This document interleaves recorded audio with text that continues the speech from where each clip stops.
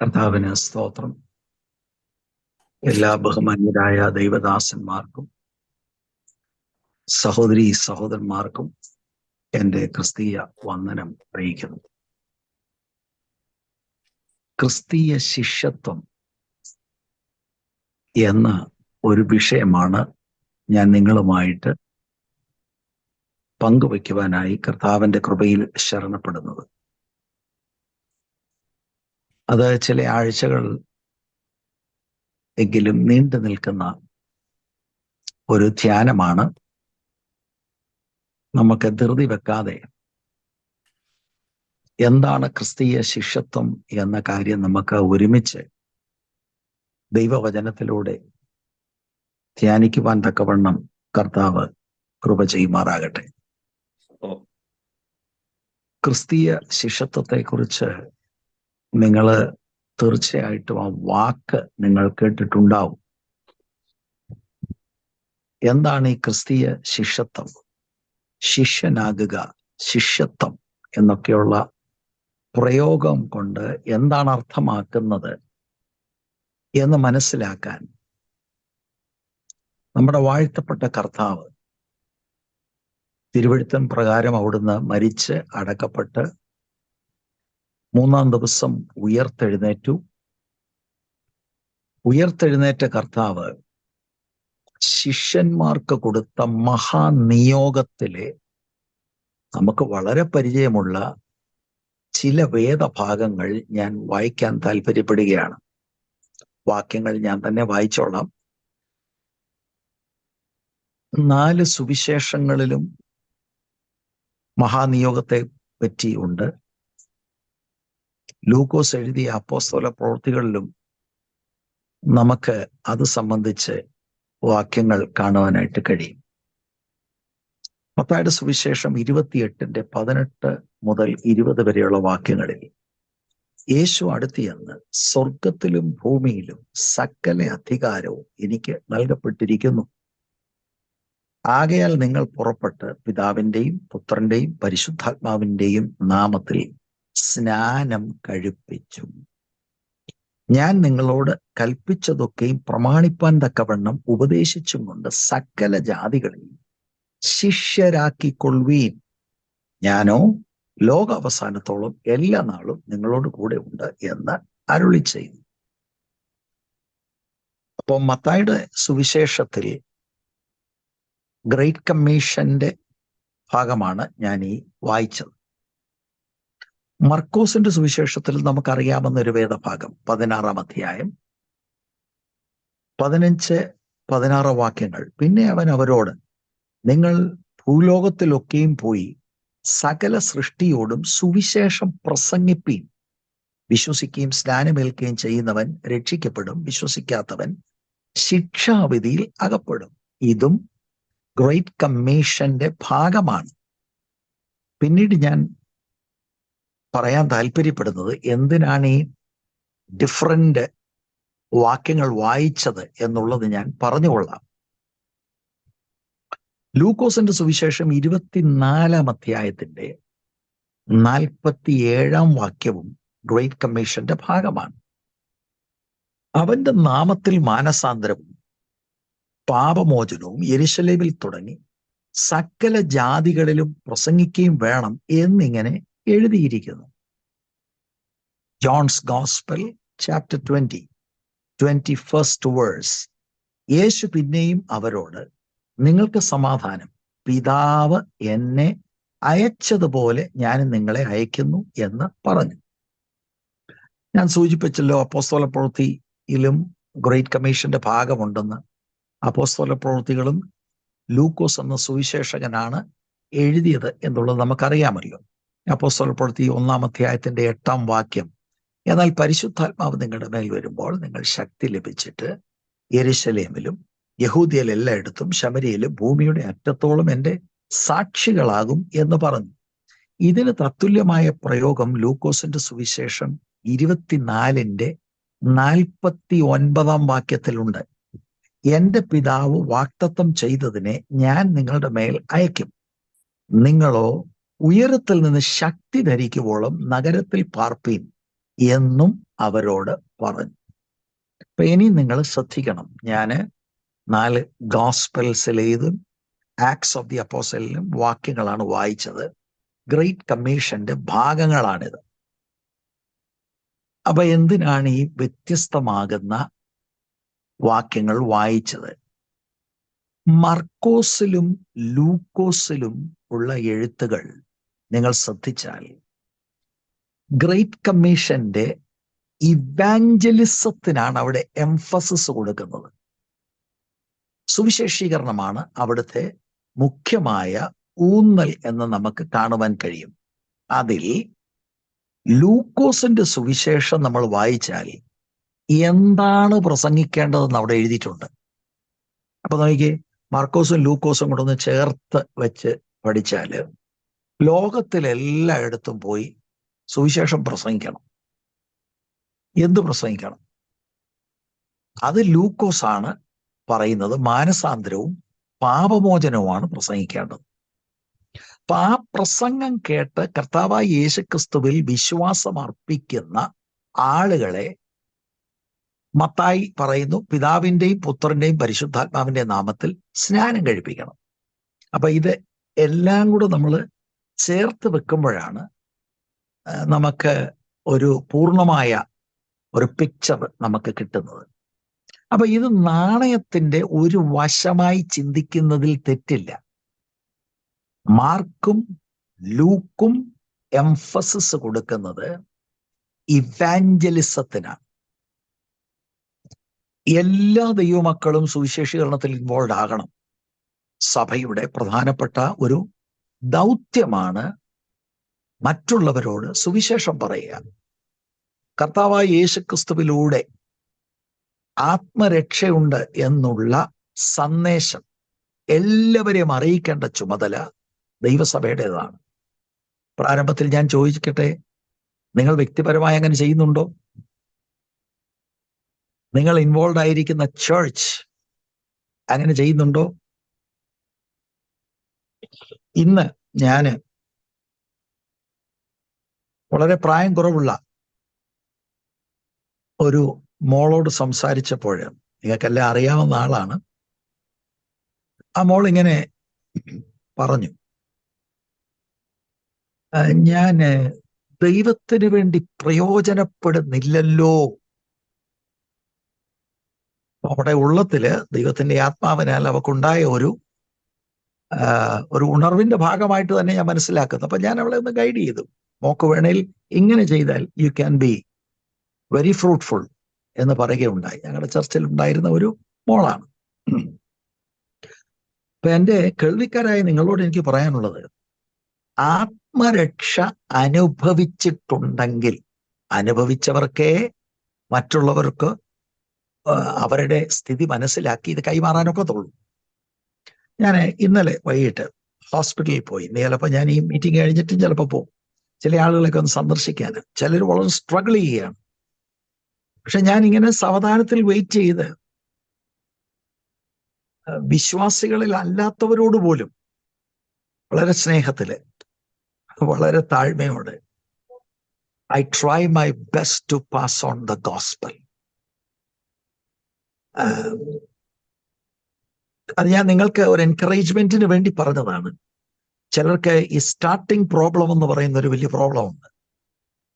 ഞാനത് മനസ്സിലാക്കുന്നത് നിങ്ങളോട് പറയാം.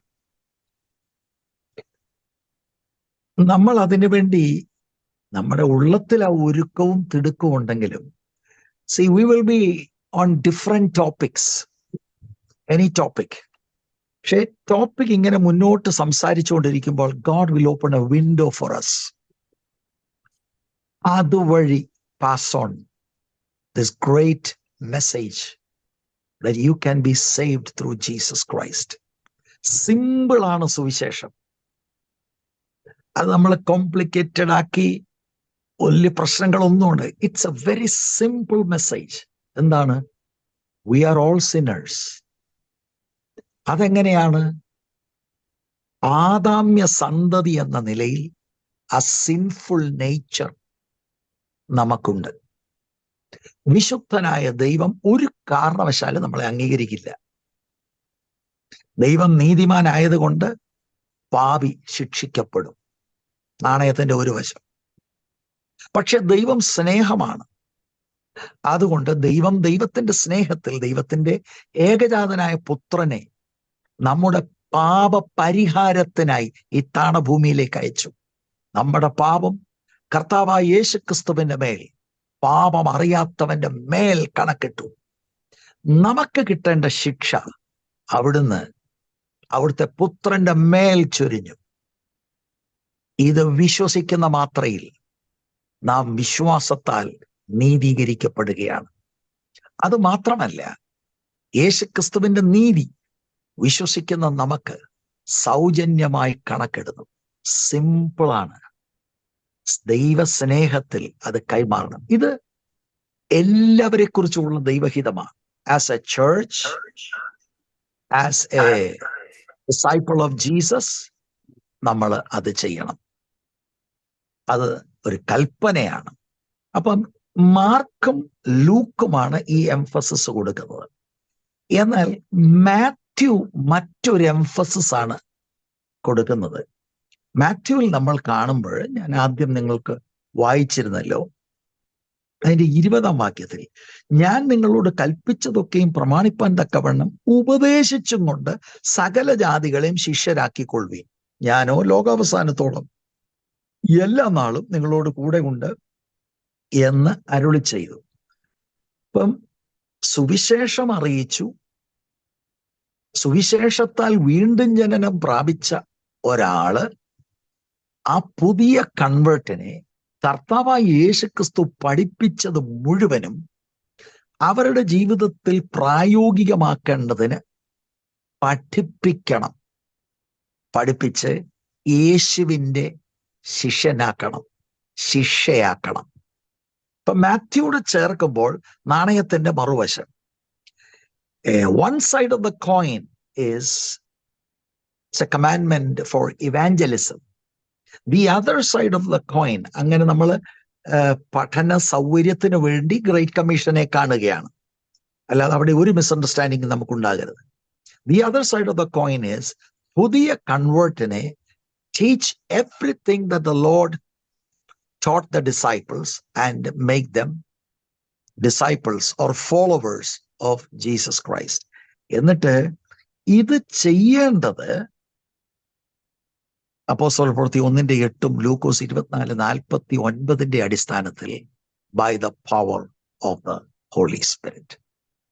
ഇപ്പൊ ഗ്രേറ്റ് കമ്മീഷൻ ഞാൻ മനസ്സിലാക്കുന്നിടത്തോളം കുറെ ആളുകൾ ഇവാഞ്ചലിസം ചെയ്യുന്നുണ്ട്. നേരിട്ട് ഡയറക്റ്റ് അല്ലെങ്കിലും ഇവാഞ്ചലിസ്റ്റുകളെ സപ്പോർട്ട് ചെയ്യുന്നവരുമുണ്ട്. അപ്പൊ സംഹൗ ഇവാഞ്ചലിസം നമുക്ക് മനസ്സിലായിട്ടുണ്ട്. ആളുകളോട് സുവിശേഷം അറിയിക്കണം, അല്ലെ ഞാൻ ട്രാക്ട് എഴുതി കൊടുക്കണം, അല്ലെ ഞാൻ അങ്ങനെയുള്ളവരെ സപ്പോർട്ട് ചെയ്യണം. That's good, that's fine. എന്നാൽ അവഗണിക്കപ്പെട്ട ഒരു ഭാഗം പുതിയ കൺവേർട്സിനെ ശിഷ്യരാക്കുക എന്ന കാര്യത്തിലാണ്. ഇത് ഞാൻ ഒരു സഭയോ രണ്ട് സഭയോ അല്ല, ആഗോള വ്യാപകമായി കിടക്കുന്ന ദൈവസഭകളെ, ചില പ്രാദേശിക സഭകൾ ഒഴികെ നല്ല ശതമാനം സഭകളിൽ ഈ ശിഷ്യത്വ പരിശീലനം നടക്കുന്നില്ല എന്നതുകൊണ്ട് പുതുതായിട്ട് കടന്നു വരുന്ന കൺവേർട്സിന് ഹൗ ഡു യു ലിവ്? പുതുതായിട്ട് നമ്മൾ കർത്താവിലേക്ക് വരുമ്പോൾ ദൈവത്തിന്റെ ഭരണം നമ്മളിൽ വരികയാണ്. ദൈവരാജ്യത്തിന്റെ നിയമങ്ങളും പ്രിൻസിപ്പിൾസും എന്താണ്? അല്ലെങ്കിൽ കർത്താവ് തന്നെ ഗിരിപ്രഭാഷണത്തിൽ പറഞ്ഞതുപോലെ ആ ഞെരുക്കമുള്ള വഴി ഏതാണ്? ഈ ക്രൂശെടുത്ത് അനുഗമിക്കുന്നതെന്ന് പറഞ്ഞാൽ എന്താണ്? കർത്താവിന്റെ പുറകെ പോവുക, ഫോളോയിങ് ക്രൈസ്റ്റ്. അതിന്റെ അർത്ഥം എന്താണ്?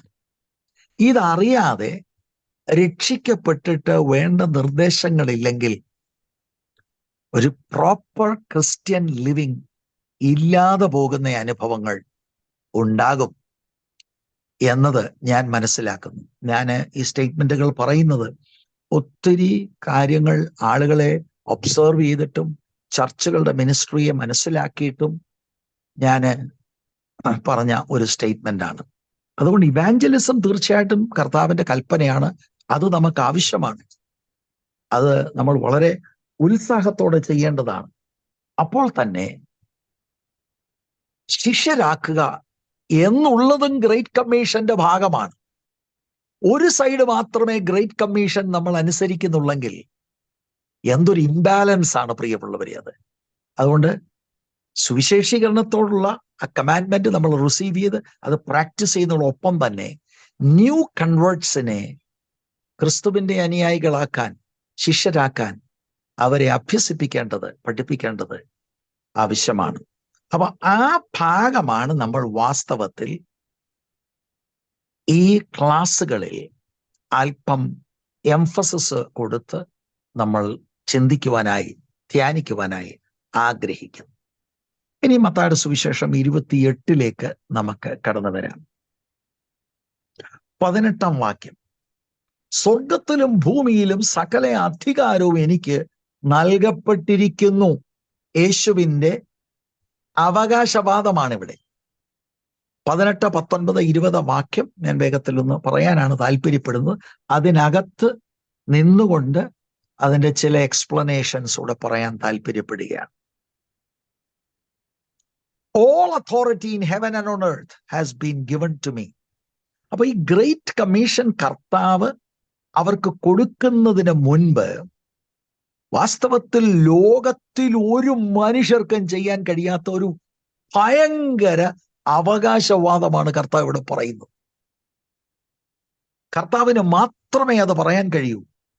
All authority in heaven and on earth has been given to me എന്ന് പറഞ്ഞാൽ സർവാധിപത്യമാണ്.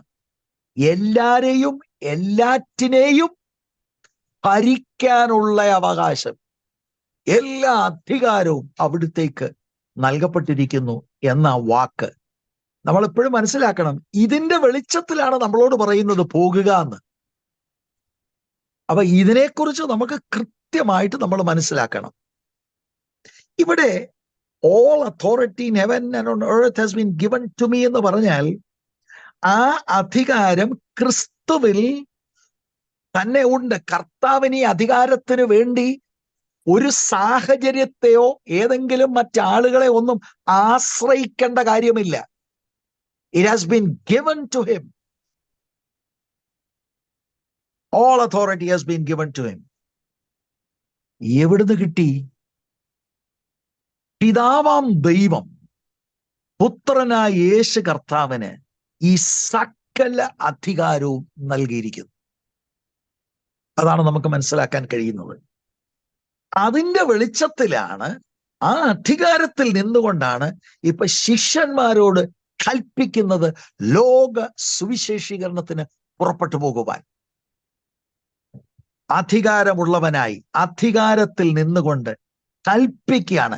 ശിഷ്യന്മാരോട് കൽപ്പിക്കാനുള്ള അധികാരം അവിടുത്തേക്കുണ്ട്. ഈ സുവിശേഷം സകല ഇടത്തും പോയി പ്രസംഗിക്കേണ്ടതാണ്. ഇത് കൽപ്പനയാണ്. കൽപ്പന ലംഘനം ഒരിക്കലും നമ്മുടെ ജീവിതത്തിൽ ഉണ്ടാകരുത് പ്രിയമുള്ളവരെ. നമ്മുടേതായിട്ടുള്ള നിലയിൽ we can pass on the gospel. It is a commandment. അപ്പൊ ശിഷ്യന്മാര് ഇത് അറിഞ്ഞിരിക്കണം. അവിടുത്തേക്ക് കർത്താവിന് സകല അധികാരമുണ്ട് എന്നതുകൊണ്ട് അവരെ അയക്കുന്ന പ്രവർത്തനത്തിൽ സക്സസ് തന്നെയാണ് ഉണ്ടാകുന്നത്. തോറ്റോടേണ്ടി വരത്തില്ല. കാരണം സകല അധികാരം ഉള്ളവനാണ് പുറപ്പെടുവാനുള്ള ആജ്ഞ പുറപ്പെടുവിച്ചിരിക്കുന്നത്, പറഞ്ഞിരിക്കുന്നത്, കമാൻഡ് പറഞ്ഞിരിക്കുന്നത്. അതുകൊണ്ട് നമ്മൾ പോകുമ്പോൾ അത് എവിടെയുമാകട്ടെ, US-ലാകട്ടെ, യൂറോപ്പിലാകട്ടെ, ഭാരതത്തിൽ എവിടെയുമാകട്ടെ, തീർച്ചയായിട്ടും പോകുന്ന നമ്മൾക്കെതിരെ ഒരുപാട് പ്രശ്നങ്ങളും പ്രതികൂലങ്ങളും പോരാട്ടങ്ങളും ഒക്കെ ഉണ്ട്. പക്ഷേ അധികാരമുള്ളവൻ നമ്മളെ അയക്കുന്നത് കൊണ്ട് ഇതിനെയെല്ലാം അതിജീവിക്കുവാൻ നമുക്ക് സാധിക്കും. കർത്താവിന്റെ കൃപ നമ്മളോട് കൂടെ ഉണ്ട്. മാത്രമല്ല, ഈ പ്രവർത്തനത്തിൽ നമ്മെ ബലപ്പെടുത്തി ശക്തി പകരുവാൻ പരിശുദ്ധാത്മാവിനെ നമ്മുടെ മേൽ അയക്കാനുള്ള അധികാരം അവിടുത്തേക്കുണ്ട്. ഈ കഴിഞ്ഞ ദിവസം എൻ്റെ ഹൃദയത്തോട് വളരെ ശക്തമായിട്ട് കർത്താവ് ഇടപെട്ട ഒരു കാര്യമാണ്. Without the Holy Spirit there is no missions.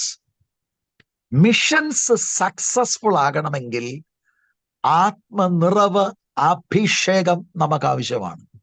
ആത്മാവിനെ കൂടാതെ എവിടെങ്കിലും പോയി എന്ന് വരാം, പക്ഷെ ഇഫക്റ്റീവ് ആകത്തില്ല എന്നതാണ് തിരുവെഴുത്തിൽ നിന്ന് നമുക്ക് മനസ്സിലാക്കുവാനായിട്ട് കഴിയുന്നത്. അപ്പൊ നമുക്ക് ആവശ്യമുള്ള ദൈവകൃപയും ശക്തിയും പകരുവാൻ അധികാരമുള്ള കർത്താവിന് സാധിക്കും. അധികാരമുള്ള കർത്താവിന് ഈ സുവിശേഷ പ്രവർത്തനങ്ങൾക്ക് പോകുന്ന നാം പ്രാർത്ഥിക്കുന്ന പ്രാർത്ഥനകൾക്ക് മറുപടി തരുവാനുള്ള അധികാരം അവിടത്തേക്കുണ്ട്. എനിക്ക് എത്ര വലിയ കാര്യമാണ്! സ്വർഗത്തിലും ഭൂമിയിലും സകല അധികാരവും എനിക്ക് നൽകപ്പെട്ടിരിക്കുന്നു. പ്രാർത്ഥനകൾക്ക് മറുപടി തരുവാൻ അവിടുത്തേക്ക് അധികാരമുണ്ട്. മാത്രമല്ല, ചിലപ്പോൾ ചിലയിടങ്ങളിൽ സൗളിനെ പോലെയുള്ള ചില എതിരാളികളെ പോലും തിരിച്ച് ദൈവസഭയുടെ നടുത്തൂണാക്കുവാൻ തക്കവണ്ണം അധികാരമുള്ള കർത്താവിന് കഴിയും.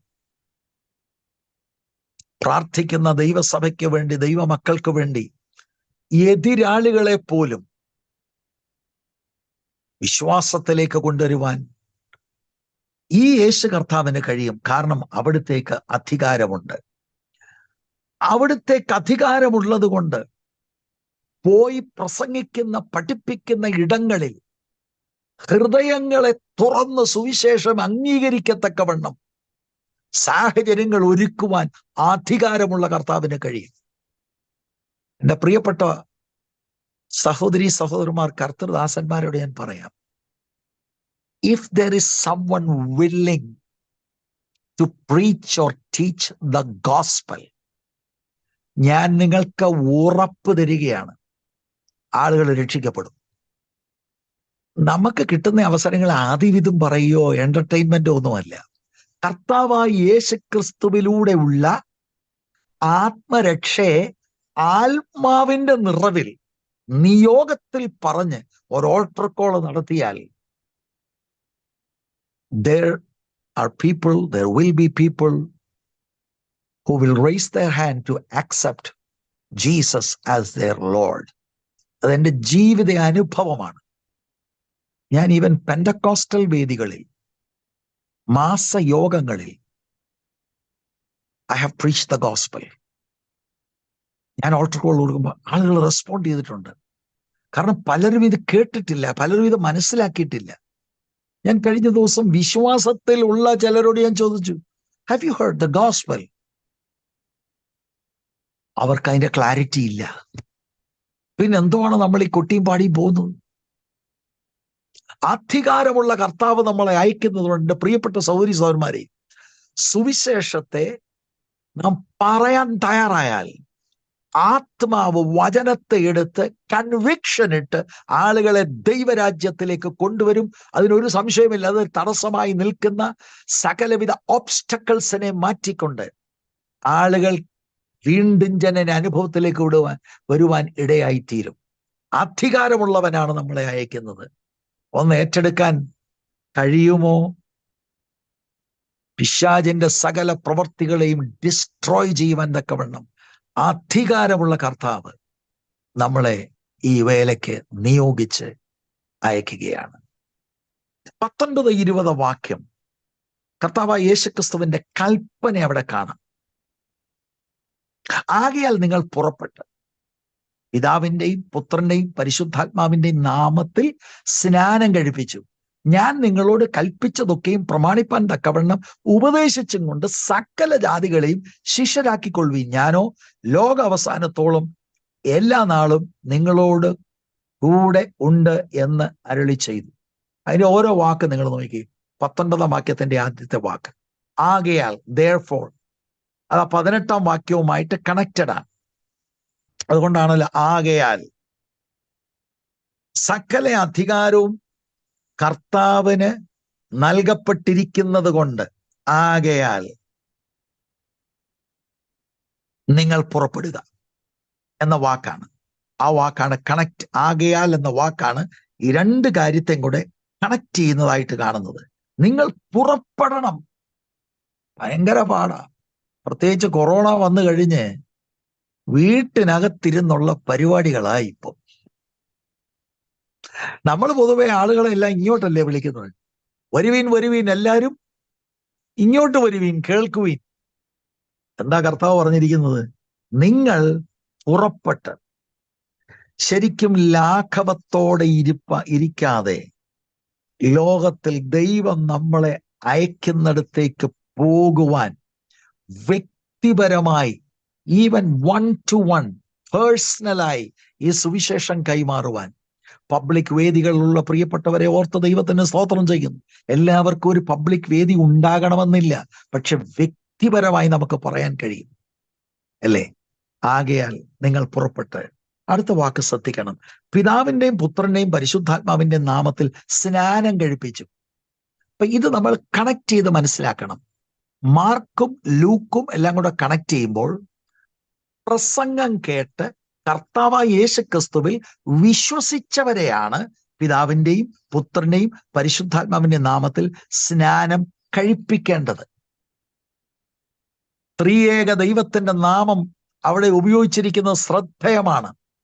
The Father, the Son and the Holy Spirit are involved in salvation.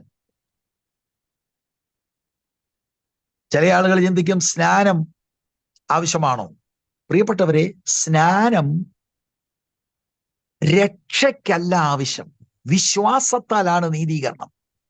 പക്ഷേ വിശ്വാസത്താൽ നീതീകരിക്കപ്പെട്ടവർക്ക് സ്നാനം ആവശ്യമാണ്. It's A commandment.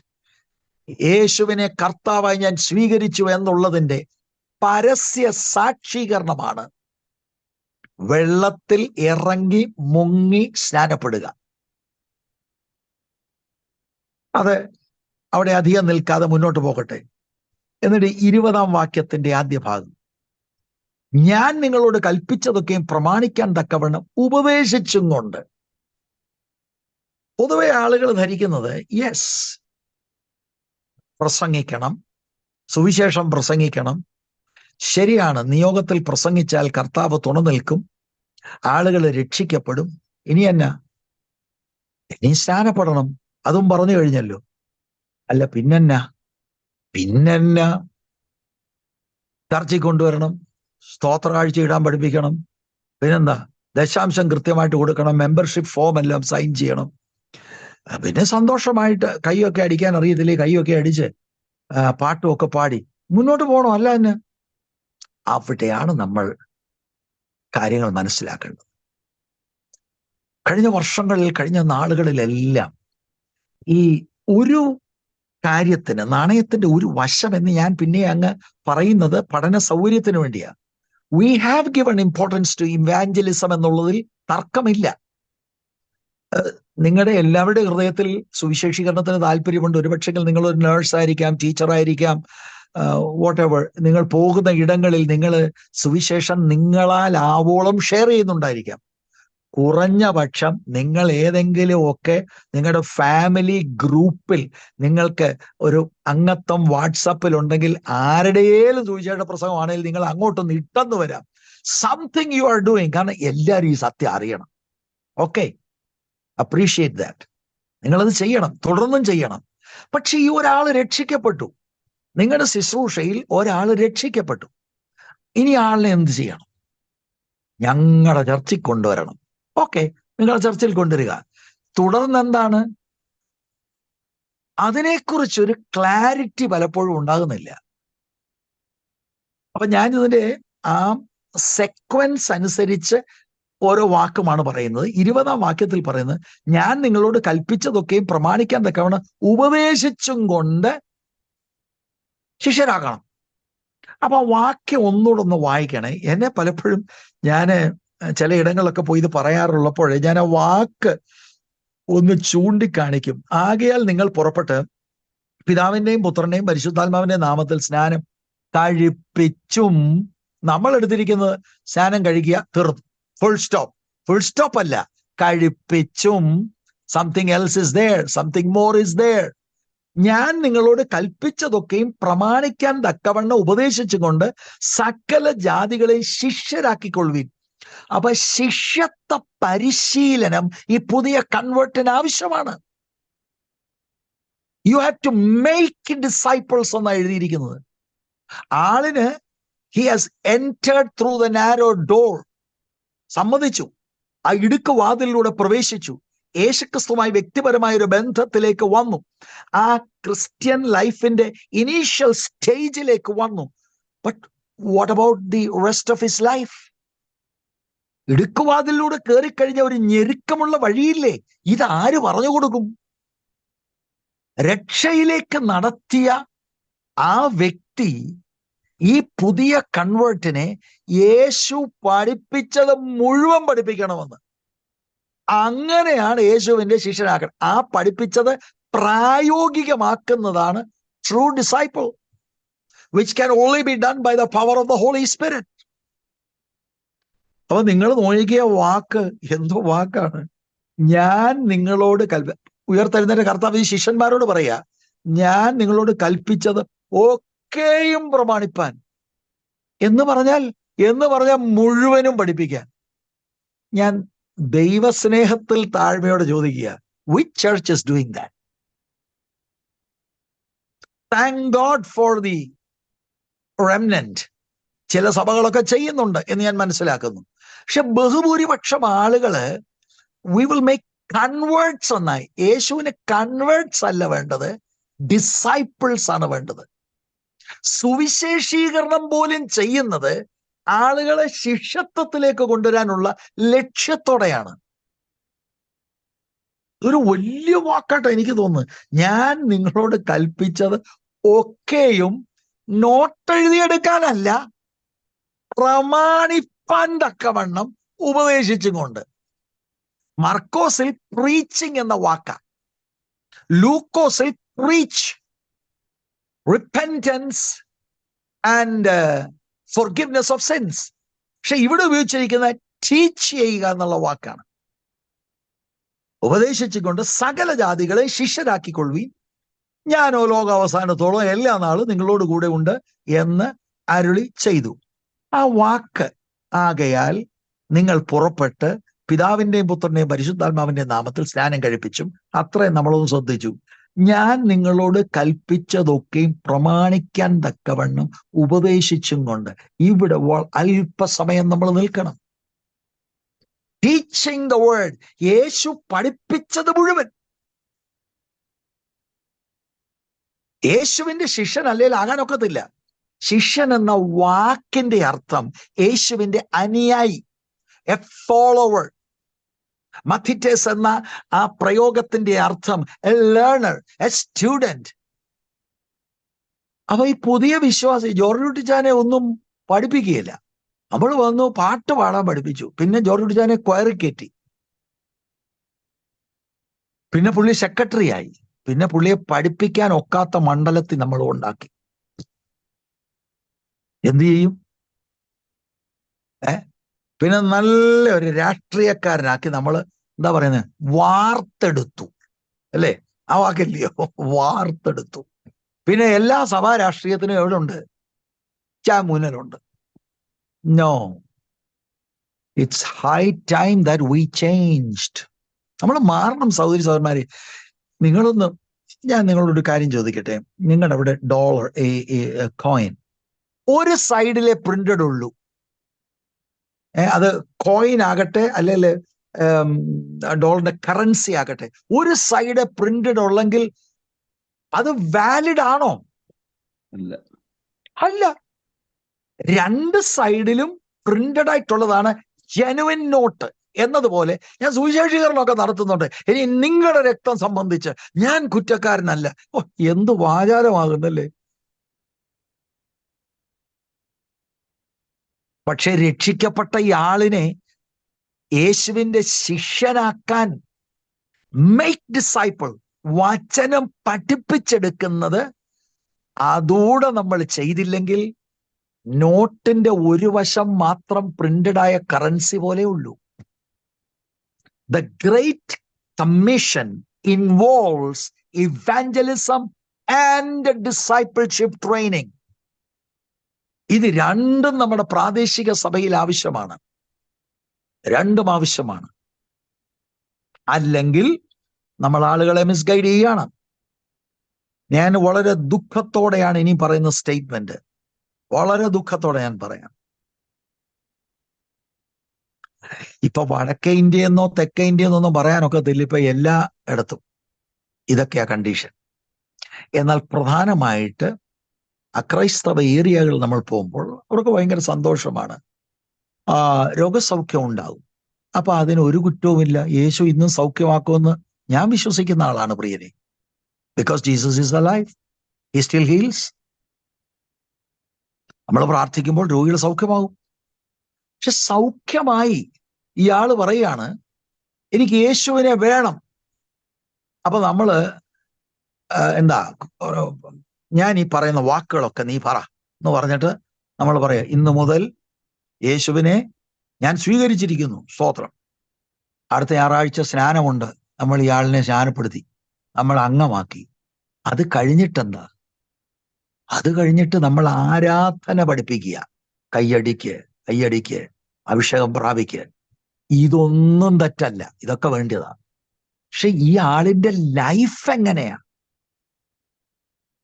ഈ വീണ്ടും ജനിച്ചയാള് how is he going to grow? ഇത് നാം ശ്രദ്ധിക്കാത്തത് നിമിത്തം പലയിടങ്ങളിൽ ആദ്യത്തെ കാര്യം നടക്കുന്നുണ്ട്, അവർക്ക് രോഗസൗഖ്യത്തിന്റെ അനുഭവമായിരിക്കും, ഒരു വിടുതലിന്റെ അനുഭവം കിട്ടി, അവർ വിശ്വാസത്തിലേക്ക് വന്നു. പക്ഷേ പിന്നീട് സെക്കൻഡ് കാര്യം, പുതിയ കൺവേർട്സിനെ ട്രെയിൻ ചെയ്യേണ്ട കാര്യം ചെയ്യാത്തത് കൊണ്ട്, by the way let me tell you like this, അതാ കട്ടിപ്പണി, അതാ ശരിക്കും പണി. ആ കട്ടിപ്പണി ചെയ്യാത്തത് നിമിത്തം ഈ ദൈവരാജ്യത്തിലേക്ക് വന്നവര് പലരും നിലനിൽക്കാത്ത അനുഭവങ്ങളാണ് പലയിടത്തും കാണുന്നത്. കുറെ നാൾ കഴിയുമ്പോൾ അവരെ പിന്നെ പഠിപ്പിക്കാൻ കഴിയാത്ത ഒരു സ്ഥിതിയിലേക്ക് അവര് കടന്നു വരും. നമുക്ക് ആർക്കും അങ്ങനെ ഉണ്ടാകരുത്. നമ്മൾ ഇൻവോൾവ് ആയിരിക്കുന്ന മിഷൻ ഫീൽഡിൽ ഇത് രണ്ടും ഉണ്ടാകട്ടെ. സുവിശേഷം ദ്രുതഗതിയിൽ തീവ്രമായി നടക്കട്ടെ. അതോടൊപ്പം തന്നെ രക്ഷിക്കപ്പെട്ടവരെ ക്രിസ്തുവിന്റെ അനുയായികളാക്കി തീർക്കുക എന്ന് പറഞ്ഞാൽ യേശുവിനെ പോലെ ജീവിക്കുവാൻ, യേശു ജീവിച്ചതുപോലെ, യേശു പഠിപ്പിച്ചതും യേശുവിന്റെ ജീവിത ശൈലിയും തിരുവെഴുത്തിലൂടെ അവരെ പഠിപ്പിച്ച് അത് മനസ്സിലാക്കി ആത്മാവിന്റെ ശക്തിയോടെ ജീവിതത്തിൽ അത് പ്രായോഗികമാക്കാൻ അവരെ പഠിപ്പിക്കുക. സ്തോത്രം. അത് നമ്മള് ഇത് രണ്ടും ചെയ്യുന്നില്ലെങ്കിൽ, ഇവാഞ്ചലിസം ആൻഡ് ഡിസൈപ്പിൾഷിപ്പ് ചെയ്യുന്നില്ലെങ്കിൽ, ഞാൻ മുമ്പേ ഒരു ഉദാഹരണം പറഞ്ഞതുപോലെ നോട്ടിന്റെ ഒരു വശം മാത്രം പ്രിന്റഡ് ആയിരിക്കുന്ന ഒരു നിലയാണ്. നോട്ടിന് വാലിഡിറ്റി വരണമെങ്കിൽ രണ്ട് സൈഡും നിയമപ്രകാരം പ്രിന്റഡ് ആയിരിക്കണം. പഠിപ്പിക്കുക, ടീച്ചിങ് എന്ന കാര്യം ഇവിടെ ശ്രദ്ധേയമായ ഒരു വാക്കാണ്. കർത്താവായ യേശുക്രിസ്തുവിന്റെ ശുശ്രൂഷ നിങ്ങൾ നോക്കിയാൽ മത്തായി 5, 6, 7 നിങ്ങൾക്കറിയാം. ഇൻഫാക്ട് മാത്യുവിന്റെ ഗോസ്പലിൽ 60% ടീച്ചിങ് ആണ് കർത്താവിന്റെ. ഈ എന്തൊക്കെയോ ഈ നമ്മുടെ ആളുകളൊക്കെ അങ്ങ് ഈ ഉണർവായി ഒടുവില് വചനമല്ല ബ്രദറെ നമുക്ക് ആവശ്യമെന്നൊക്കെ പറഞ്ഞ് അങ്ങ് വയലന്റ് ആകുന്നൊക്കെ ഞാൻ കണ്ടിട്ടുണ്ട്. അങ്ങനെയല്ല വേദോസ്തവം പറയുന്നത്. Jesus was A preacher and teacher. Matthew 5, 6, 7 ഗിരിപ്രഭാഷണം, Matthew 10, Matthew 13 parables, Matthew 18, Matthew 24, 25 അന്ത്യകാല സംഭവങ്ങൾ, ഇതെല്ലാം യേശുവിന്റെ ടീച്ചിങ് അല്ലേ? നിങ്ങൾക്ക് റെഡ് ലെറ്റർ ബൈബിൾ ആണെങ്കിൽ മുഴുവൻ റെഡിലാണ്. ഇതുപോലെ ജോൺസ് ഗോസ്പൽ 13, 14, 15, 16, 17 ഓഫ് കോഴ്സ് മഹാപുരോഹിത പ്രാർത്ഥനയാ. അതുവരെ മുഴുവൻ പഠിപ്പിക്കലുകളാണ്. Jesus was a teacher. ദൈവസഭയിൽ പഠിപ്പിക്കണം. Jesus constantly he taught the word of God, he preach the word of God. അതുപോലെ ആദ്യ നൂറ്റാണ്ടിലെ ദൈവസഭയെ നിങ്ങൾ ചിന്തിക്കണം. കർത്താവായ യേശുക്രിസ്തു ആകട്ടെ, ആദ്യ നൂറ്റാണ്ടിലെ ദൈവസഭയാകട്ടെ, എന്റർടൈനിങ് അല്ലായിരുന്നു. ദൈവവചനത്തിലെ ഏതേലും വേദഭാഗങ്ങൾ എടുത്ത് മനുഷ്യനെ ചിരിപ്പിക്കുകയല്ലായിരുന്നു. കൃത്യമായിട്ടും ദൈവരാജ്യത്തിന്റെ വ്യവസ്ഥകൾ കൈമാറുകയായിരുന്നു. ഞാന് ആദ്യ നൂറ്റാണ്ടിലെ ദൈവസഭയുടെ ചില റെഫറൻസുകൾ പറയുമ്പോൾ നിങ്ങൾ ഇത് മനസ്സിലാക്കണം. ഞാൻ ഇതുവരെ പറഞ്ഞപ്പോൾ ഞാൻ പറഞ്ഞു ഇവാഞ്ചലിസവും ഉണ്ട്, ഡിസൈപ്പിൾഷിപ്പ് ഉണ്ട്. ഇത് രണ്ടും നിങ്ങൾക്ക് ഇതിനകത്ത് കാണാം. For example, Acts chapter 2 verse 42 നിങ്ങൾക്ക് അറിയാവുന്ന ഒരു വേദഭാഗമാണ്.